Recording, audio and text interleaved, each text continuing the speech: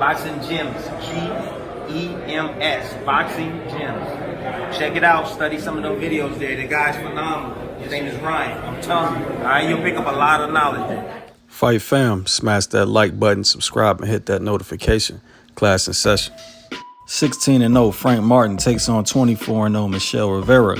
The two contenders have been thrown into a sink or swim situation in this open stance match, as somebody's O must go. It's the type of test we want to see undefeated contenders take. Let's get right into the good stuff. Off the bat, Frank Martin showed a repetitive issue in his last fight versus Jackson Rize. His fight for positioning mid-range saw him probing and throwing a single mid-range jab.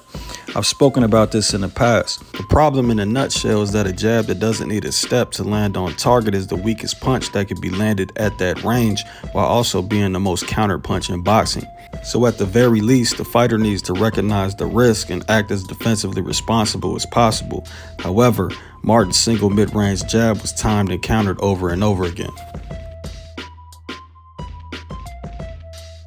Length to kind of frustrate. 10 at a contract weight, number 1 of the lefty. And out. 2 out. Yeah, you know, he was able to up a little bit. Yeah, he's put together beautiful left hand. But there's a counter right by Marinez. He takes one good shot and land. Well, remember, Marinez too much time. He's only 20. Marinez with that body work, and then too much time. Numbers. And there's a week left in the round. The fourth. Marinez. I do know. Last note. The punches exactly because he is fighting well. Yeah. Some moments could done a good too, and so you know he's your lovely wife. 34th. Yes, he definitely did. He was landing that right hand very well, and then towards the end, now he's facing a fight. Marinez and the left. He didn't let go of the speed, in the fight. According to our knocking that Marinez is standing. Martin, he's done better work and. Into this fight, 51 punches thrown per Marinez. So we mentioned Marinez. Time that Martin took a Marinez punches. If this is the 9th round and he's still in there. A minute and a half. Yeah, he had. It's a repetitive mistake that isn't normally made at the highest levels, and Rivera has already shown he could take advantage. Martin has also shown the situational parry with no step back as he's trying to close distance and his opponent changes levels. He will drop his lead hand away from his chin, leaving it wide open. Parrying or catching a punch is a choice. The high guard, whether active or inactive, already provides some protection from body shots with the tuck and lean. Clearly, taking your guard away from your chin has consequences that a fighter needs to know and be prepared for.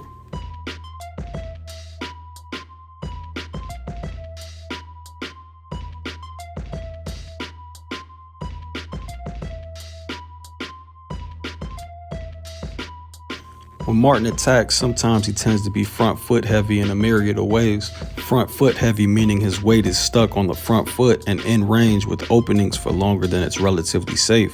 Whether it's a wide step, pendulum step, reaching or overextending, or improper jab footwork cross-stepping right, which prolongs the weight distribution. And you can tell that Marinez was training exactly that. And Martin has fought past round 6.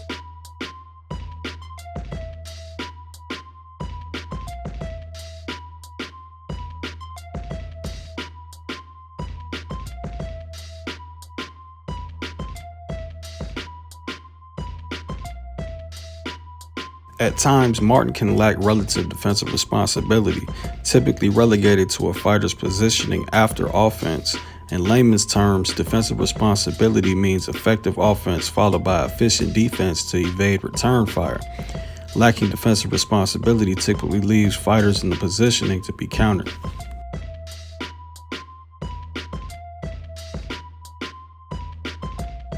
Although Martin has the skill to switch guards, when he's in his high guard, he has the same vulnerabilities as everybody else. Short against Fernando. Here's a here it goes, right on the ear. There we go. That meant for him, he goes, it was good. On the other hand, Michel Rivera has some similar issues that get him in trouble with positioning. The first is he tends to utilize full step jabs. It's typical for outside fighters to use half-step jabs, then recoil in the stance or quickly spring off the front foot into a back step. It's typical for mid-range to inside fighters to use full steps with the jab because the goal is to close distance. Rivera mostly elects to operate mid-range to outside, so it's curious to see him use full step jabs. Your typical inside fighter knows that he's vulnerable and covers up accordingly, bringing his jab hand back to his chin, often in a high guard. If he's good, he also has a significant control and guard manipulation game to control his opponent's punches. Michel has been seen ignoring that defensive responsibility, even using outstretched probes, which just means he's walking forward with openings.